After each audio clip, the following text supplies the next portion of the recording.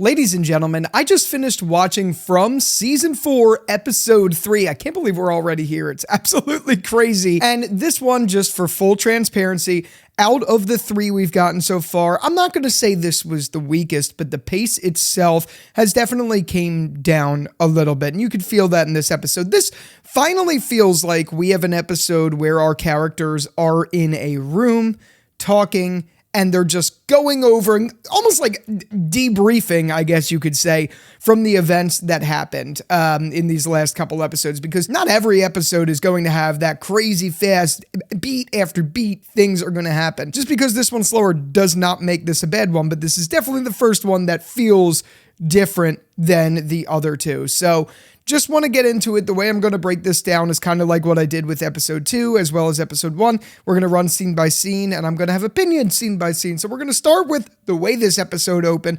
This opened with Elgin and Fatima in the kitchen. Elgin's in the kitchen. Fatima comes in for some water, and Elgin wants to make sure that he's getting his story straight with Fatima to make sure that they are on the same page. Fatima asks Elgin if Elgin's okay, and Elgin's still beating himself up about what happened. And one of the things I really liked about this right off the rip is Fatima completely understands that this place took advantage of him. It took advantage of both of them, which is something she says. And really what that conversation amounted to is she needs Elgin's help with something. And that's something that we see throughout the entire episode, is that kind of that continuance there. And this is one of those moments in From that I absolutely love. We have these two characters in the room. One did something a lot of people would consider horrible, to the point where he got tortured over it, and she is still okay with it. She understands it, and she's willing to work with him in the future. And I think it's very interesting that we have that. I mean, to be honest, like, yes, what Elgin did was horrible, horrible, horrible. But in the eyes of this place, from Fatima's perspective, I'm glad she's mature enough to see that it made sense. The place was talking to him. Like, what are you going to do? The place talks to a lot of people. Sarah had this issue. Other people have this issue. This is just the thing that happens. And I'm glad we get to see a little bit of that humanity within this episode and within this story in general. I think that's one of the things that makes From in particular so special. After that scene, the next one, we get Boyd. He's sleeping and he's having nightmares of the shooting of Abby and everyone in the town. And when he wakes up from that nightmare, he goes to visit Acosta, and he says that she's lucky that no one else got killed or anything like this, because they'd be having a different conversation. She'd probably end up going in the box. And Acosta asks for a bullet. All she needs is one to go run off into the woods, seemingly, like she says. And I'm glad this episode is kind of showing me that they're going to give something with Acosta. We see her at somewhat of a breaking point here, and I am glad that we get to see that sort of thing play out. I just really hope, because I've said stuff about in the last review, and I'm saying stuff now, I hope they do something with her character, and I hope this isn't just a throwaway. To me, it's like interesting that they would have a character like Acosta, who is a cop, who perfectly can be in line with Boyd here, right? Like she is absolutely, you could tell that there is like that, they have that thing, just like him and Abby did, you know what I mean? So they're setting up something there, but they've just been making her unlikable, and that sucks, because I want to see some progression with her. I can't believe for the life of me that they would bring her here into this town to serve no purpose whatsoever. I refuse to believe that. So I'm holding out hope that they do something here. And I know we get there in this episode. We get there with them talking about stuff. So we're going to come to that again. I'm breaking this down scene by scene, giving my feelings there. After that, the next thing that happens is we see Marielle and Christy. They're preparing the body of the priest for the funeral that is to come, which comes later in the episode. And Kenny brings some things over to Sophia from the dad's car, and Sophia asks for a minute alone with the body. And this is a great Sophia moment where Sophia just smiles creepily over the body yet again, and she's telling the body that you were fun and that whatever, man in yellow, Sophia couldn't let him go without something to remember him by. And then it looks like we get her taking the tooth of him. Not looks like, that's exactly what we got, which is an interesting development because I guess that means the man in yellow collects trophies. He's like the Dexter of the From universe. He has his kill trophies. And I guess those things are teeth, and that is extremely disturbing because why would he do that? This makes me think more or less that he is this enforcer or something. And like, yes, maybe he is the one calling the shots and he is demonic for sure. But there's like this like play angle to it too. That's almost like, hey, these are the rules. This is what I'm doing. I'm having fun with it. That's almost what it feels like. But it feels devilish, but it doesn't feel devilish. It feels somewhere in the middle. And it's just an interesting thing. And I'm interested to see where that goes because I'm assuming that we're going to probably like, I hope if we learn more about the man in yellow, I hope we get to see more of that and more of like why he does what he does. As of right now, we haven't seen him again. So I hope we're not done with Douglas Hughes because I think he just does such a fantastic job. And I said this in a video that I made after episode 1 came out the next day where I talked about the shape-shifting thing. I love this Sophia angle. I actually genuinely do think this is a very smart angle to take. And it's really interesting to see things like this, like what we just saw, her creepy smile, her taking the tooth, the excitement there. That's all cool. But I do genuinely feel like we were sold Douglas Hughes and the way that he portrays this man in yellow. It's an iconic horror figure, like that man in yellow with the black teeth, with the black beady eyes, with that just dirt. That is a very iconic horror figure. And I think it would be very disappointing if we don't see him again. I'd have to imagine we are by the way that he explains to Julie in the first episode that we have to stop mating like this. I'm deviating a little bit, but it comes around here because this is another episode we don't see him.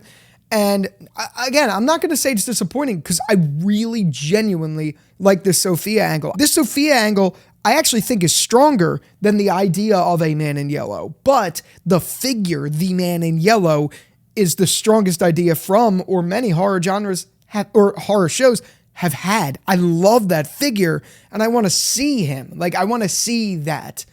I'm sure we're going to see it. There's no way this is the end of it. Douglas Hughes made a really strong impression with the man in yellow, and I hope we get more of that, and that is not to say anything negatively about Julia Doyle because she delivered a great scene in season 3, in this third scene that I'm talking about, just like that. Anyway, then we get the title rolling. I just went on a long tangent, whatever. We get the title rolling, and then we immediately come back. When we come back, they do this like panning shot of Jade. He's sitting on the couch in the barn or the table in the barn, like doing a whole meditation namaste sort of thing. And then he just randomly screams, "Fuck!" I just thought that was hilarious. It's one of those things that I just enjoy to see with Jade. Anyway, Boyd then comes in the room and he's asking if Jade has had any developments or anything like that. And Jade is explaining that all of the information is here in his head. He just has to unlock it. And he asks Boyd if there's any acid here, which I do think is a really interesting play. We're going to come back to this because it does factor into a moment later in the episode. But there is this interesting concept that Miranda made the bottle tree. And we touch on this towards the end when we see the boy in white in this episode, which, by the way, I have a big deep dive video coming out tomorrow or maybe tonight. If you guys are lucky, maybe tonight. Anyway, it's really interesting to me to see that Jade, who has had this connection with Tabitha, he wants to do acid, right? Miranda, we know, did acid and made the bottle tree back when she was still outside of Fromville. So there is some sort of psychedelic connection to this town, and I'm glad Jade is realizing that. I don't know. I can't remember if Jade is aware that Miranda tripped and had that discovery or not. I honestly don't know. Maybe that is the case. Maybe they said it in this episode. I can't remember if they said it in this moment, but I think there is this interesting connection with it, and I'm excited to see where that goes, if there is anything there. I think we're going to come to it because later in the episode, we do see that Jade finds mushrooms. So we'll come back to that in a little bit. But It's funny, Boyd is at first, he's really concerned and he doesn't want Jade to do acid, even though I don't think they have acid in the town unless they go scavenging. Anyway, he's really worried that it's going to scramble his brain because this is his brain on drugs. Beef juice in the house. This is your brains on drugs. And Jade thinks it's going to be that the best way that the community is going to find whatever it is locked in his brain. And I agree. I think that makes perfect sense, right? Like, we know this works. Why not at least try it? Either way, Boyd tells him to be careful. Jade is told whatever answer that they find, we have no idea what sort of ramifications it's going to have on the place based off of what happened with knowledge coming at a cost. And I do completely agree with that. Then the next scene right after that, where we're in this scene, by the way, Jade mentions he's not going to the funeral. And the next scene is the funeral. And this is a very, very interesting moment. And I am working on a video for this as well during the week, so get subscribed if you haven't already. I want to talk about the crows, because in this scene, right as Boyd starts talking and giving, I guess, his homily or whatever you say, all the crows in the town start swarming in, and it's very clear that this is some sort of intimidation move. This is the first time we've seen the crows act this way. We haven't seen that in any other funeral. We haven't seen that in any other moment. We have seen some weird behaviors with crows, which is, again, the topic for the video that I'm working on. We'll see if I get it out. It'll be later in the week this week, if so.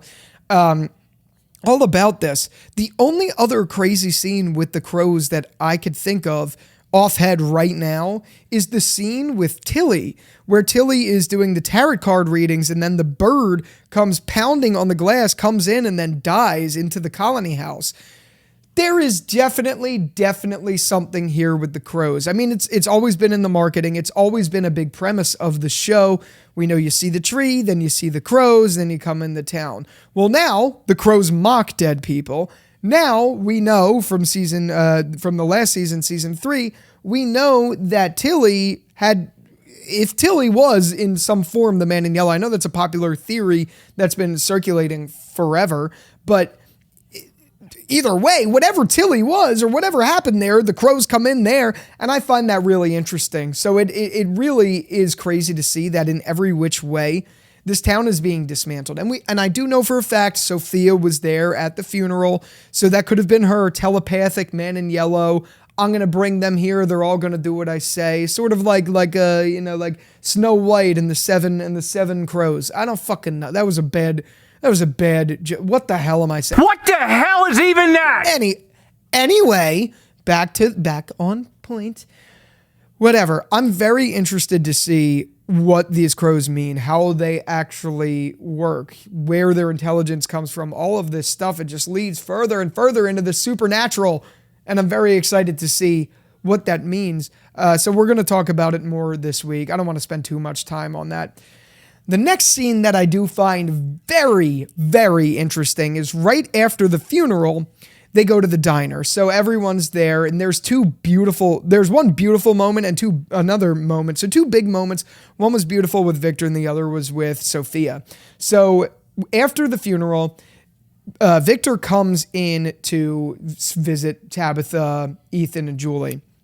And I'm so glad to see how far Victor has came in the show. His character development is absolutely wonderful. And I think this moment here is one of the sweetest moments of him and just in general. It's one of the things, again, I love about this show. Victor comes in with a drawing of the Matthews family so that he can remember him. Victor says it's one of the things that made him feel better. His way of remembering people was by drawing them. And I thought it was such a beautiful moment where Victor is now, even though he's more kid-like than most of the people there, even in a lot of ways, Ethan, not so much, but in some ways, I love to see that Victor is now taking on more of almost like a fatherly or like a big brother-esque role. And you see that coming in more and more as Henry came into the story. So he's becoming more mature while Henry's in this story. I love that character development for him. Maybe it's because he now has a father and he's seeing how that, I mean, he's always had a father, but now that he's reunited with his father, he's realizing what it means to be a parental figure to someone. I don't know, but it's such beautiful development, and I absolutely love it. Anyway, Ethan asks if he could go to the colony house to Tabitha. He asks that to Tabitha, and Tabitha asks Victor if it's okay, and Victor's like, absolutely. He's like, yes, I'd love that. Which I again think is absolutely beautiful. While this is going on, in the background, Kenny and Sophia are talking. And as Sophia is talking, she asks if anything like the crow thing had ever happened before. And Kenny says that all this chaos started when Kenny's dad died, which is seemingly when Jade and Tabitha came into town. He didn't mean anything negative by it. He just, the way he said it, he's like puzzling the pieces. He's like, well, it all started when my dad died, which was around the time Jade and Tabitha came into town. And it's obviously she purposely takes that as this all started because of them. I think because it's the man in yellow, and the man in yellow knows something. I don't fucking know. I don't know. But anyway, she takes that as gospel, stores that in her head like Claude updating its memory, and then it comes around after Kenny goes away, after that moment. Julie comes, says hi, introduces herself to Sophia, and apologizes for her father and all of that stuff. And then Julie freaks out because Sophia basically blamed everything on Tabitha, saying that Kenny said it. I love this. I love this. I love this style Cold War shit that we are getting with Sophia. This is the type of shit that I say when I say I was skeptical about it not being the man in yellow, but it being Sophia. This is the type of shit that I think makes it so great that we are seeing this version of the man in yellow, this imposter rattling the community. I think it's really great to see, and I hope we get more of that. I really do hope this wasn't just one of those things where the man in yellow comes in and then does nothing, or like Sophia comes in and then does nothing. I really, really, really hope that this is the setup for more dismantling like that, where people start to twist things on each other, where she starts to twist people's words on each other, all from this perspective of she's new to the town and using what people say against people. I love that. I love that angle. It's such a smart, genius angle because it dismantles this group, and I hope they continue that. It's genius, and I loved everything about it. Anyway, after that moment happens, Julie goes off. She's all upset about what happens and asks her mom if that's true, and she wonders why the crows themselves seemed like they were celebrating. Again, we're going to talk about the crows later this week. It's really interesting to me. After that, we see Ellis and Fatima talking. Fatima tells Ellis that she's been trying to be okay and let it all go, but she doesn't know how. And Ellis has an idea. He runs in to get some tools inside, and Fatima sees Elgin. As he's doing this, Fatima sees Elgin holding a bucket of something. We're going to come back to that because it comes back around later in the episode. But this whole moment is leading up to a really cool thing with Fatima and Elgin doing basically a rage room. And I might as well just talk about it now. I know I'm trying to go in episode order, but I might as well talk about it now. I thought that was a great scene with Ellis and Fatima where she was just taking out all the rage on the cars. I thought it was great. I like moments like that where we're seeing these two characters explore old relics of the past, and they're just doing modern shit to it, if that makes any sense. I don't know how that sounded, but I don't know. I just liked that. So there's that. I don't really want to waste a lot of time talking about the Ellis and Fatima stuff because that was pretty much it, but I did like that scene. So anyway, after that, we have the scene of Victor and Ethan going into Victor's room, and Victor explains to Ethan that Henry is now Victor's roommate.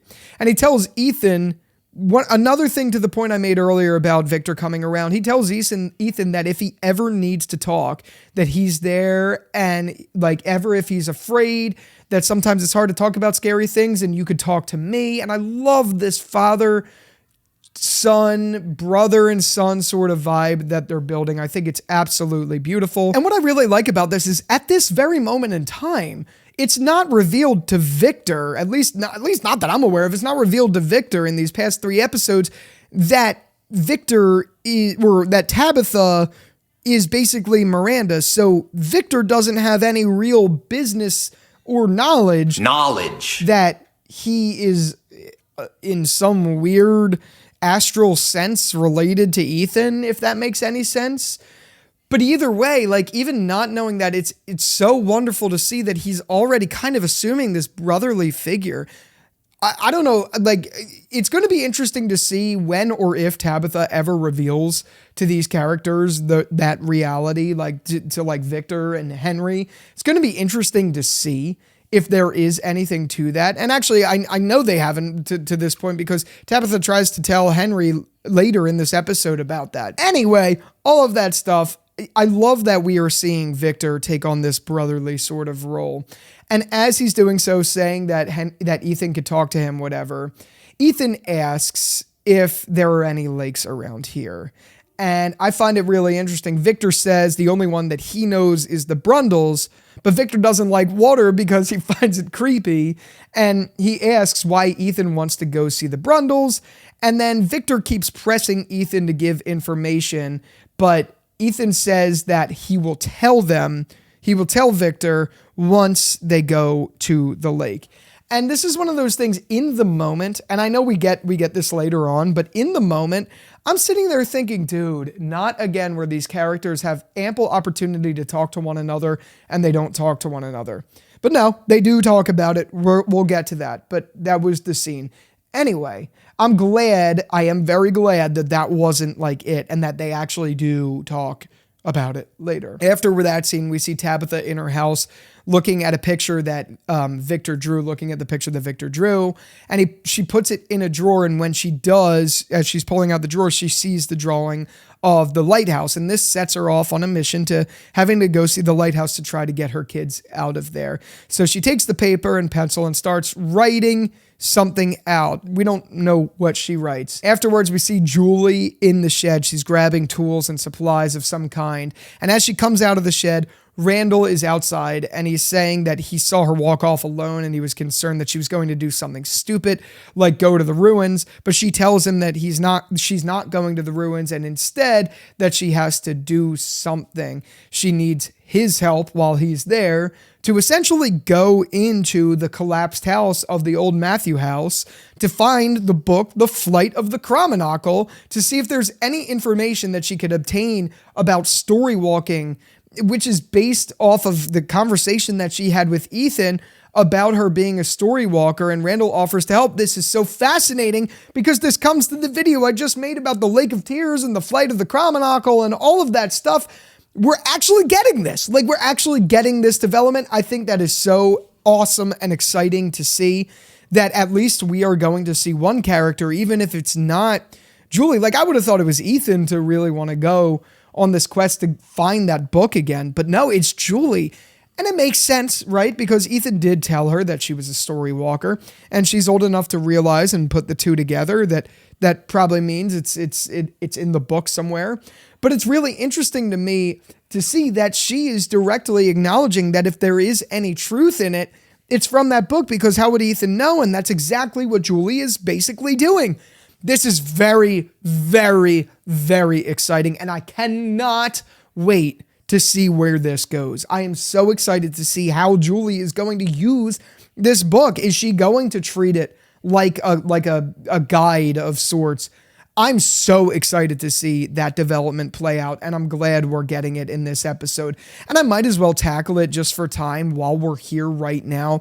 They go into the house, and in the house, Randall is looking for it, and that's pretty much it. We see a couple more moments of it throughout the episode. Like, we see them talking about it just quite a bit throughout it. And the one thing later that happens in it is Randall is looking through the house, and he sees the guy who died down there, and there's a rat that comes through it. But anyway, as he's down there and finds it, he does find the books, which is pretty cool. So he finds the Grand Gulagog and the Crominocle, which, again, very freaking interesting, and I can't wait to see where it goes. And I wonder if that rat that was in the mouth was almost like an intentional warning call when he was coming out, like, no, you don't do this. Like, I'm very curious to see if that had any sort of meaning. Very, very curious. After this scene, and I skipped around a little bit because I summarized up all of the Julie and Randall stuff in that, but after the initial scene where they're going to the house, Boyd goes back to Acosta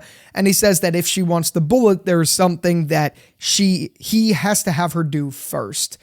So eventually what that comes to, we might as well talk about that too while we're here, while we're skipping around, while we're story walking a little bit. This all essentially amounts to Boyd taking Acosta to the colony house and the storage room below the basement. I don't know if this is the first time we've ever seen, I can't remember in any previous seasons them going into this storage room.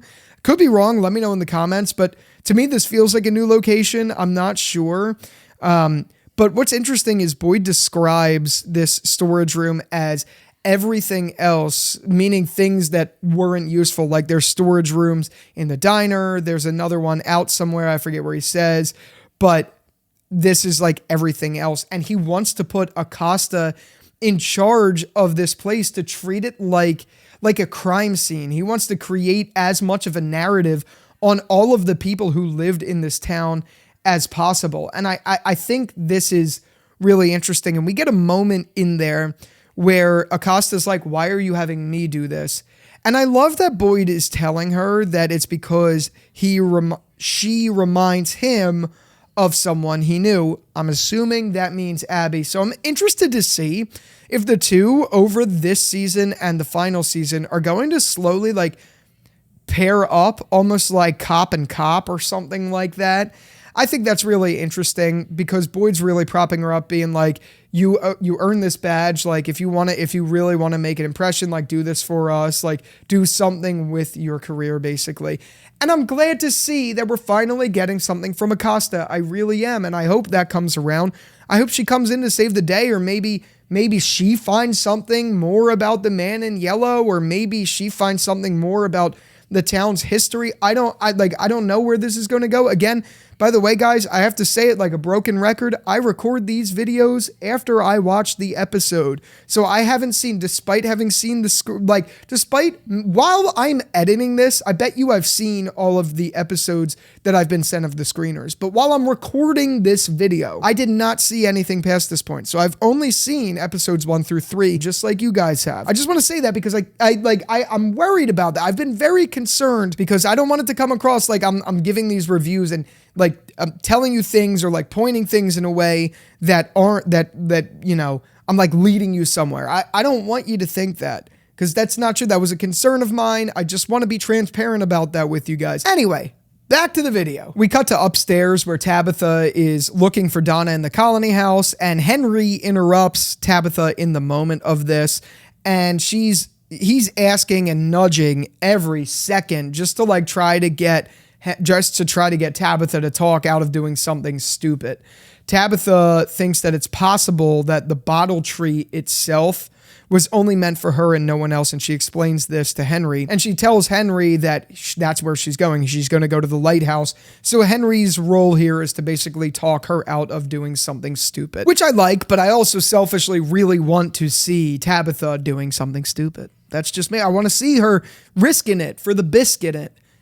That's not it. Risk it for the biscuit. That's what I want her to say. In this moment, though, what I find really interesting is Tabitha tries to tell Henry that she is Miranda, but she gets stopped by Henry saying she is my wife or something like that. I hope Henry doesn't I don't know. I guess I'm just he's already doing that. So I hope whenever it comes out, if it ever comes out that she is Miranda in a sense, that he doesn't go further down the deep end. I don't know what to I feel like his character is at a point where we don't know enough about him, but it's to be determined whether he's going to be a strong figure or a, I guess, weaker figure. And I'm worried that this is going to if he finds this out, I'm worried that he is going to break in a sense. So I'm definitely worried about that for him, for sure. I skipped a part, but I want to pair this together. There was a scene earlier that I missed where Ethan and Victor end up going to the Brundles. And when they're at the Brundles, it's basically one of those things where Ethan realizes that this isn't it. This ain't it. That's not the lake, or at least not that he thinks. And while they're in the lake, he sees that Jade is there. I guess doing one more of those namaste style things, trying to figure stuff out. And I think it's really fun. I think it's really funny. There's a little moment in there where Victor screams to Jade, "We're looking for the Lake of Tears." To Jade, and Jade's like, "What the fuck?" I just thought that was really funny, but I wanted to lump that together because later on we see the three of them walking, I guess, seemingly trying to walk somewhere. I don't know where they're I guess trying to walk towards the Lake of Tears, because Ethan explains to Victor the Lake of Tears. He explains it in the earlier scene that I talked about, and how Jim saw it or told him to look for it and all that stuff. But now he's explaining that to Jade. He tells Jade that it wasn't a game that they used to play with the finger puppets, like back in season 1, episode 1, literally like what I just talked about. This is freaking crazy that we're getting this. Anyway, it's actually a story. It's a story. And Ethan doesn't think that he made it up, and he thinks that it's real too.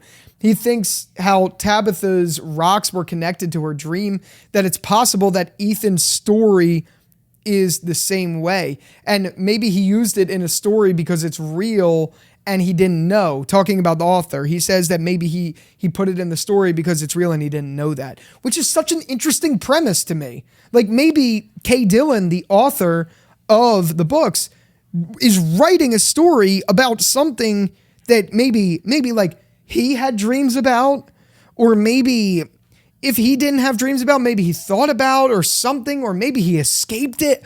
I don't know. This opens so many freaking doors for me. This opens so many doors. Anyway, as they're walking through, Victor spots something in the ruins, and it's the man in yellow suit. And the craziest thing is, as he spots it, he starts peeing his pants. And as he's peeing his pants, what comes? A fucking crow. A crow comes and they run off. Like, what? Dude, okay, this is so fascinating. I really do genuinely think there has to be something with these crows.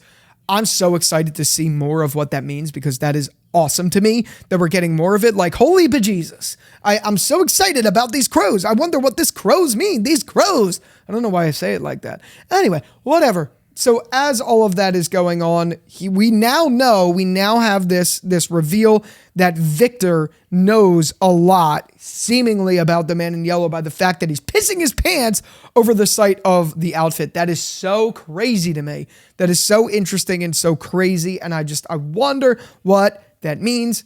Oh my God. Oh my God. Anyway, so yeah, after the scene, quick little thing.